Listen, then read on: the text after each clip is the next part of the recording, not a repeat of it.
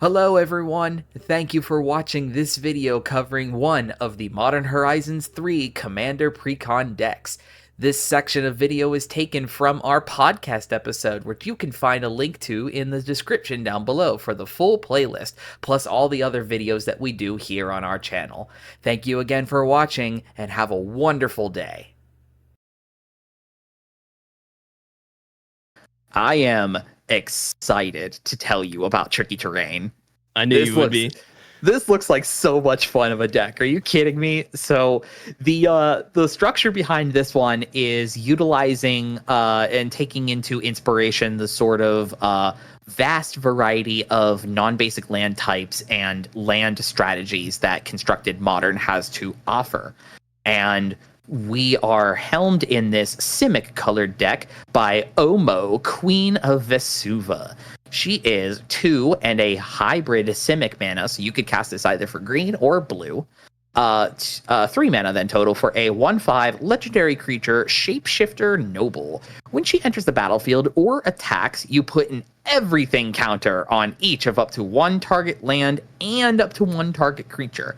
And she has the 2 texts on her that says, lands with everything counters on them you control are every land type in addition to their other types.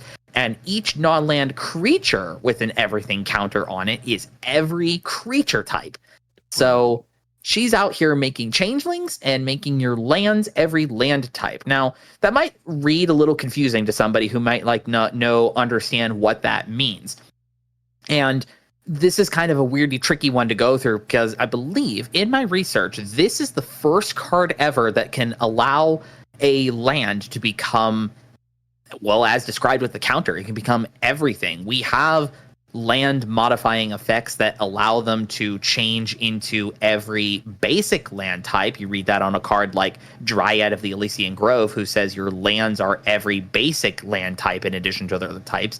And then you've got, like, say, new cards in this deck, like, what's it called? Planar Nexus, who naturally is every non-basic land type. So Omo and her everything counters turns the targeted land into everything, which means that it gains the Plains, Island, Swamp, Forest, Mountain tap abilities, plus all of the non-basic types that are in the game, which are as follows: caves, deserts, gates, layers, locusts, spheres, and mine, tower, and power plant to go with Urzas. Omo is super unique in the fact that you can get lands to become whatever you needed to. It is also super cool as well, not discounting the other ability that everything counters go on to. You can get a creature turned into a changeling. You can make anything a changeling. So if you've ever wanted to play, this is fantastic into a tribal sort of shell, or kindred, sorry. Gotta be correct on that kind of thing now. Dude, we're gonna get got by that so many times. Yeah, no, they're super cool. And we've been playing this game for how many years, and it's gonna take probably half that many to fix our brains. Now, to preface, in this deck construction is certainly capitalizing more on your lands becoming every land type, but there is a very valid and real deck construction that you can do with Omo that utilizes turning creatures into other creature types. We're not going to be focusing that on this review right now, but there is certainly a build where you take like Omo and a variety of, I believe I've heard the term for it is like oh crap, what is it called? It's like tribal. I've heard it called before. Is like you have just a whole bunch of like lords that don't necessarily synergize well together, and your deck goal is to turn them into all creature types. Now they're all boosting each other. It's like playing bad slivers, basically, is what I'm getting at. If you want to do the tribal kind of thing, play slivers. But Omo is fantastic if you want to try to build that kind of thing as well. It's really, really neat. I like it a lot. That's sick. But we will be focusing this deck on the land aspect of that as well. And that comes into fruition as well with the backup commander you can play in this deck, Joity, Moag Ancient. 2 green and a blue for a 2/4 legendary elemental. When it enters the battlefield, you create a 1/1 green forest dryad land creature token for each time you've cast your commander from the command zone this game. Those are affected with summoning sickness as normal, even though they are land creatures. So you make tokens that are basically like Dryad Arbor. That's really, really cool. And then at the beginning of each combat, land creatures you control get +X until end of turn, where X is Joita's power. Each combat, anytime your Dryad tokens, your Dryad Arbor tokens get boosted equal to his power. Dude, I love the art on this card. It looks so good. Yeah, just a big lumbering. It's certainly Zendikar. Moag is a place on Zendikar, if I'm not mistaken. Yeah, it's super cool. It's kind of neat because like commanders, obviously, if you let's say hypothetically you're playing this as your commander, right? Commanders are affected by commander tax, obviously, and one of the strongest types of commanders that you can play, you should understand this, Jared, as a Derevi player, that anything that lets you bypass or boost yourself up based on being able to cast your commander again from the command zone is super notable. So if Joity ends up back in your command zone, you do have to pay the commander tax on that, but he is now going to be generating more land tokens when he comes back into play the second time, and then more when he comes back the next time and the next time and whatever, It basically pays for its own tax. Kind of. It gets exponentially higher than he does, right? So, like, if you cast him the first time, he only makes 1. Your tax the second time is 2, but then he only makes 2 tokens. So it's like you're not. It's a fair balance kind of thing, right? He's balancing himself out of making you some tokens back. But that could be certainly played around too. You could play effects that drop the casting cost of a creature, or like being able to cast them from the command zone or whatever. And this only cares about how many times you've cast a commander from the command zone. This game doesn't necessarily have to be him. You put him in the 99 of a build where you're utilizing a commander going back and forth from your command zone a lot. I know we've got a friend in the Discord who has been doing the master food chain decks. This could certainly be something that goes into that as well. Like, hey, I do Joity after casting the master like 15 times. Here's an explosion of land creatures. I don't know. It's really, really neat. I wouldn't say he's my favorite out of this deck, but he's certainly super cool, right? It plays well with Omo as well, right? If Omo's in your command zone and then Joity comes down later, then fantastic. Then you can throw an everything counter onto your Dryad. Now your Dryad token is like all the land types, plus it is like Urzas and Gates and whatever. It's super cool. I like this a lot. The commanders are totally fine as is. One of my favorite aspects of this deck is certainly the new cards that come in this. Obviously, there is a plethora of some new land options, as lands is the focus of this deck. But some of the non-land stuff that comes in here is incredible. And my favorite card of the 4 precons that are in here is in this deck as well. And we're going to be talking about Sage of the Maze. This is 2 and a green for a 1/3 elf wizard. It taps to make 2 mana in any combination of colors. It also taps, and until end of turn, a target land you control becomes an XX citizen creature token with haste, in addition to its other types, where X is twice the number of gates you control. Activate only as a sorcery. And you can tap an untapped gate to untap Sage of the Maze. Wacky, dude. Are you kidding me? I'm over the moon for this card. I'm in love with it. I am a Gates player, if that is not abundantly obvious. I love playing Gates so much. Dude, this is crazy. This is awesome. The way I read this card is, if you disregard the animate land ability that it has, this reads that if you tap this for 2 mana, you tap an untapped gate you have, this untaps, you now can make more mana off of it. This reads your gates produce double mana. Essentially, right? Because you have to put a gate into Sage to untap it, and then she then taps again to generate 2 mana. This is a gates doubler. With your commander out, all your lands are gates, right? It should be. You're right. With Omo in here as is, yeah, any land that has an everything counter on it is a gate. And gates are not the most prominent land in here. there's a weird caveat when it comes to land. Planar Nexus is everything, so it's kind of its own standalone thing as is. There's 3 others naturally in this deck as well. So naturally 4, and then Omo can make them all as well. So you realistically should always have 2 or 3 when playing this deck at any one given point between what your commander does and the ones that are naturally in the deck plus Planar Nexus. Gotcha. It's great. I love this. And then you take this out of this deck as is and throw it into a deck that is naturally backboned off of gates. Like, get out of town with that. I'm flabbergasted that it does that. It's not restricted to once a turn either. Like, that is mwah. Favorite card, 10 out of 10. We love Mage of the Says. That's sick. Moving on to, speaking of gates. Well, actually, I should maybe let's do another non-land card before I talk about a land real quick. Let's just talk about a clean, simple one. I'd like to bring up just a clean little guy. Copy land. This nice and simple is a 2 and a blue enchantment. You may have copy land. Enter the battlefield as a copy of any land on the battlefield, except it's an enchantment in addition to its other types. I didn't know this card existed. Yeah, well, it's a new one. It's a new card. It's a new card for this deck. Blue Rampant Growth? That's wild. Question mark? Right. I mean, I know it's not the cost of Rampant Growth. It's the cost of Cultivate, but you only get a mana out of it. But blue can just copy a land at the cost of an enchantment. Hey, let's go. That's actual blue ramp.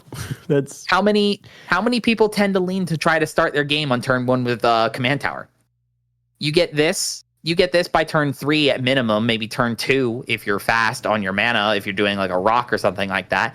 You clone somebody's Command Tower, great. You're set up for the rest of the game now. And this can hit battlefield wide. That's the key notable thing about this here. This can hit battlefield wide. So if you have a notable land that you want to have a duplicate of, then excellent. You can make an extra copy of that. But yeah, just being able to hit anything on yours or anything better that your opponent is possibly doing, like, this is sick. I really like copy land. Yeah, that's very cool. Because one of the biggest hindrances that makes Commander is that you have one copy of every card, especially non-basic lands, in your 99. So that's what makes tutors and copying abilities extremely strong when it comes to this format, is they act as secondary copies of whatever you need them to be at the time, and especially clones that can hit across the battlefield. Yeah, you gotta have it. It's almost like playing extra copies of cards in your deck without having to have the deck construction in there for that extra card. Exactly. You're almost like, it's like pseudo thinning your deck out. It's like basically, 99 and a half cards. not even necessarily thinning, just like playing extra cards past your 99 limit, right? Like clones and tutors basically allow you to do that kind of thing, and stuff like copy land is a very good example of that. Fair. Totally fair. The last new card I'll talk about then is one of the newer lands, because again, there is a huge variety of new lands, like about one in every of the prominent non-basic land type. Like there's a new cave, there's obviously Planar Nexus, which is whack. There's a new desert, there's a new locust, which we haven't had locusts in a very long time. Which is just a huge laughing point, because again, these are stylized after your favorite modern decks. Yeah, stick it to those 8-post players, knowing that their deck is never going to get unbanned, ever. But back to the one that I want to talk about, though, is another gate. It's the new gate that comes to this deck, Talon Gates of Madara. It is a gate. It enters the battlefield. Up to one target creature phases out. Just sure, why not? Let's put phasing on a land. Taps to add a colorless. One tap makes one of any color. So it's Unknown Shores, I think, is the land that does this kind of thing. It either makes colorless or filters you for a colorless. And then it just has this random tacked onto it as well, that 4 mana from your hand, put it onto the battlefield. An activated ability from your land, hand, land, activated ability, kind of like it reads kind of like channel, kind of, right? Like you pay the activated cost from your hand and like discard it or whatever. But in the case of Talon Gates, just 4 mana. It's pretty awesome. This then reads as almost essentially uncounterable a land ramp that then phases out a creature, both defensively and offensively. This hits anything on the battlefield, so you can protect something of yours, or you can phase out an attacker without casting a spell. And usually on land effects are super hard to stop. This might be like a new. Oh my god! I'm just seeing the price on this card already. It's don't tell me. I need to get this. It's like almost $18, but it looks like it's fine. This could be a new commander staple. Like it's uncounterable protection for a creature. Plus, it ramps you. That's insane. This is a cool segue into our reprints here as well, because we were chatting when this card was first previewed on our Discord, and so lots of people either online, and we talked about this in our Discord as well, as like, oh man, can you imagine how stupid of the trigger would be of have this be your land that comes into play off of Uro, Titan of Nature's Wrath? We were making that guess before we saw the deck list, and surprise, he's here. Yeah.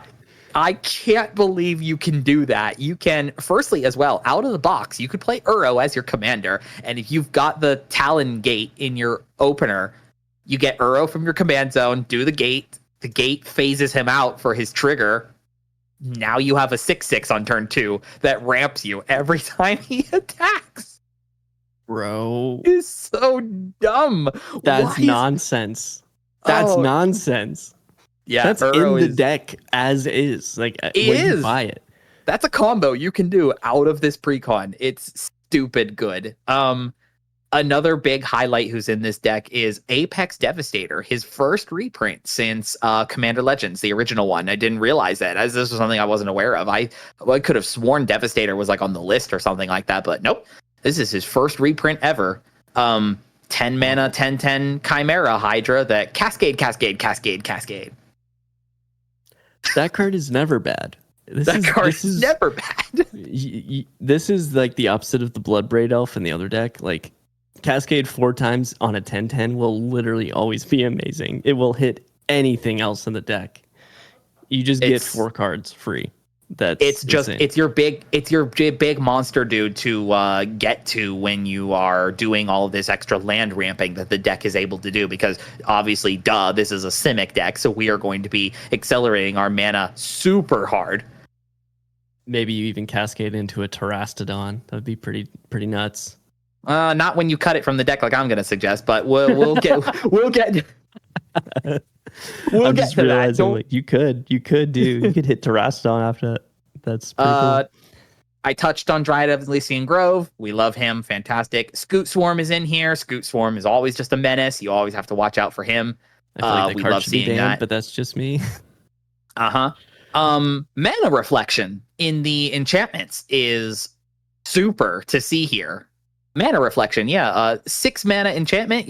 When you tap a permanent for mana, it produces twice as much of that mana instead. Gotcha. It just, sure. Again, ramp out into this, and now all your lands produce 2. Awesome. Or double. Actually, not even 2. Sometimes double. Like, that's notable because there are a few lands in here that can produce more than 2 mana. Like, where's the post? Cloud Post is an example. It taps for a colorless for each locus on the battlefield. So if it is paired down with the Mana Reflection, you'll make 2x colorless equal to your locuses, which, as a reminder, Omo puts everything counters on lands, and that includes locust as a land type.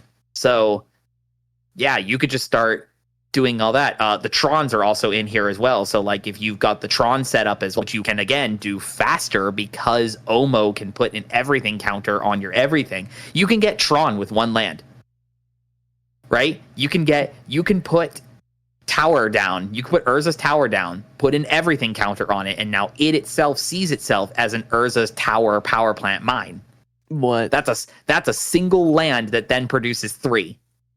That then with the Mana Reflection turns into 6. Like, you see what I mean? You see what the deck is trying to do? It is trying to do the most broken, turn your lands into everything shenanigans that you could think of.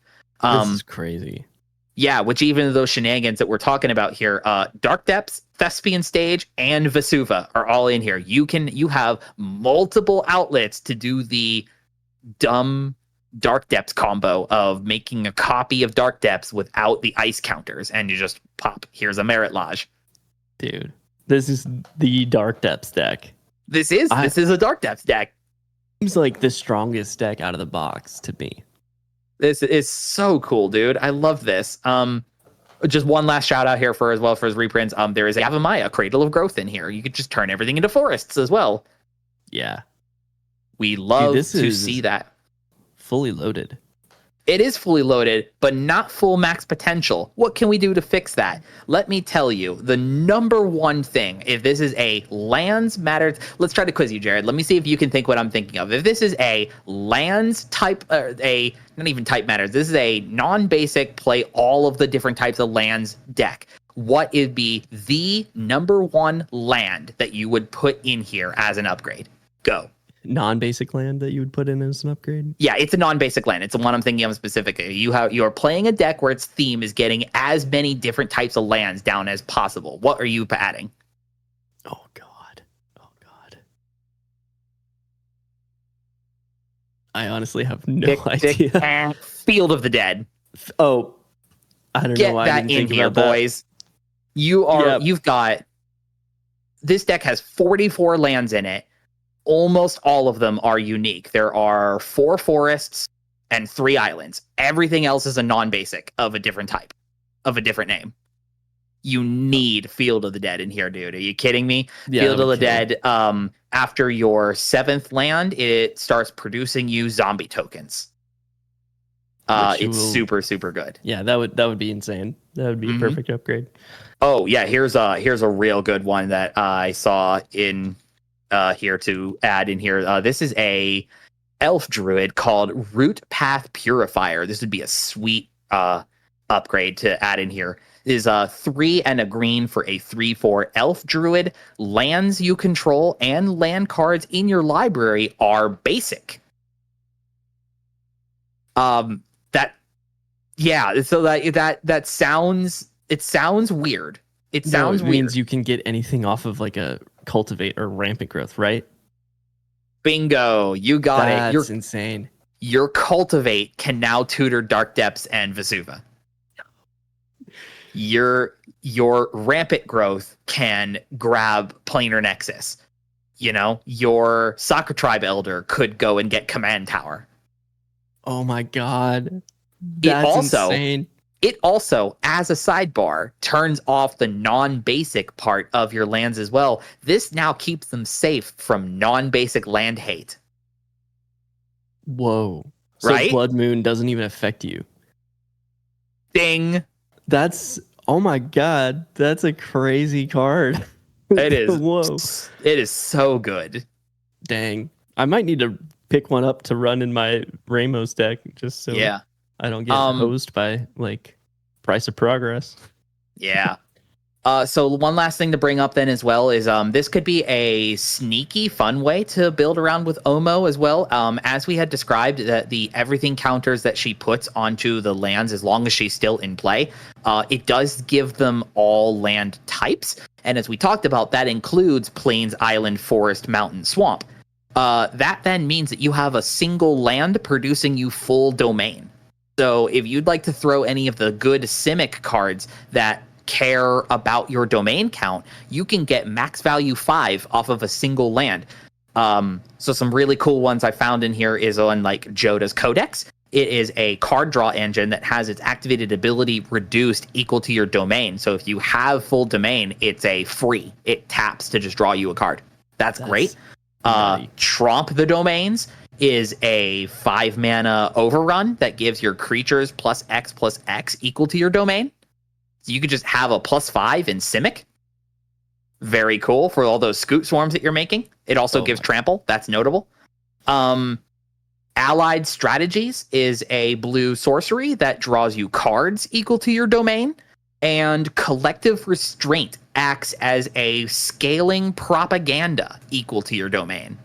Wow. They will never expect you to have the full 5 domain in a Simic deck. And you can have a propaganda that then forces everybody to pay 5 per creature to attack you in your Simic deck. No, dude. No. No one's paying 5. No one's paying that. You're not getting Absolutely attacked. not. So consider some domain pieces if you are interested in upgrading this as well, because you can just sneakily grab your full domain right out the gate if you are with Omo as is. Wow. Before I roll into cuts, I did just want to, because I ran through the numbers here real quickly as well. I told you about how many gates that are in here naturally. In case anyone was curious about the ratio of non-basic lands that come in this deck. So we are discounting Planar Nexus as it is a culmination of like everything. It is every non-basic land as well. So apart from Planar Nexus, you have 3 gates, 5 deserts, 4 caves, 3 locuses, and the Trons. You have Urza's Power Plant, Urza's Tower, and Urza's Mine.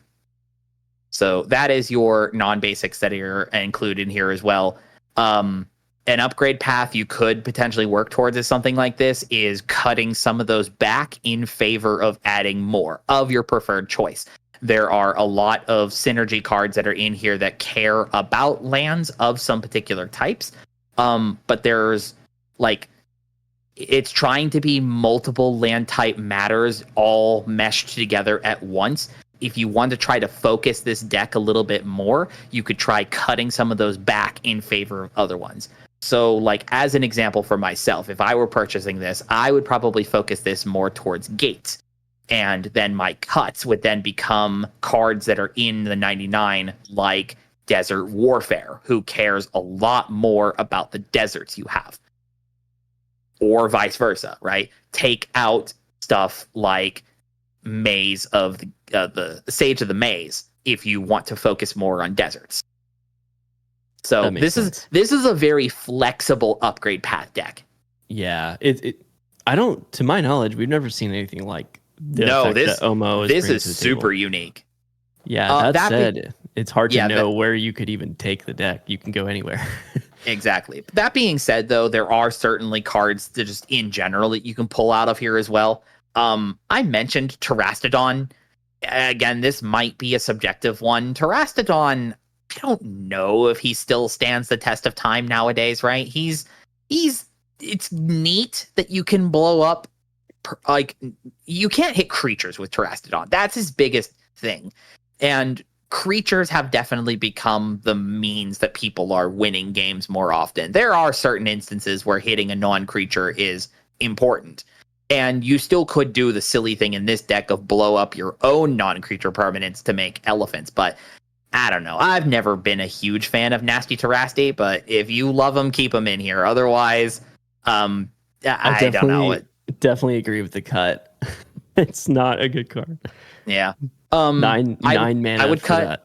I would cut as well. Right. One of the other new cards that comes in this deck, Aggressive Biomancy, is green, blue, and double X sorcery. You make X tokens that are copies of target creature you control, except those creatures have, when it enters the battlefield, it fights up to 1 target creature you don't control. Interesting. It's fine. I mean, I don't know. Like, fighting is unless you're really capitalizing on your creatures being bigger than your opponents, fighting is a really bad way to do removal. Yeah. Because if you're looking to get opponents' creatures off the board, they're probably just as big as yours, if not bigger. And fighting them kind of doesn't really do anything.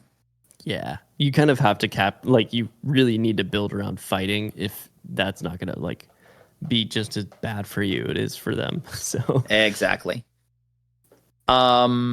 And then again, I guess maybe I just don't like removal, I suppose it turns out, but Oblivion Stone also kind of feels a little strange in here. It's a really slow wrath. It's a 3-mana artifact.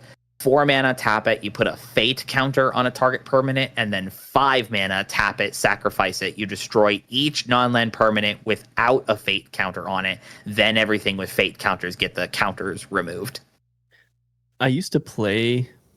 I think I used to play Oblivion Stone into Revi as well, just because I could take advantage of untapping it. But yeah, as far as board wipes go, this is Yeah, I think if you're looking to wrath all non-land permanents in these colors, you might be better off with Nevin Ural's Disc. Or just play Cyclonic Rift and be happier. Or just play Cyclonic Rift. Yep, there yeah. it is. Yeah, just don't play Oblivion Stone. It's like an 8 mana destroy all of the things, so you set yourself back. Like you destroy all your mana rocks, all your other enchantments. It just because let's be real about this.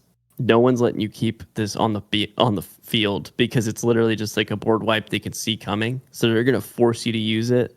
So you're never gonna get to use your fate counter thing. It's never gonna work. So it's just an 8 mana blow up everything but your lands.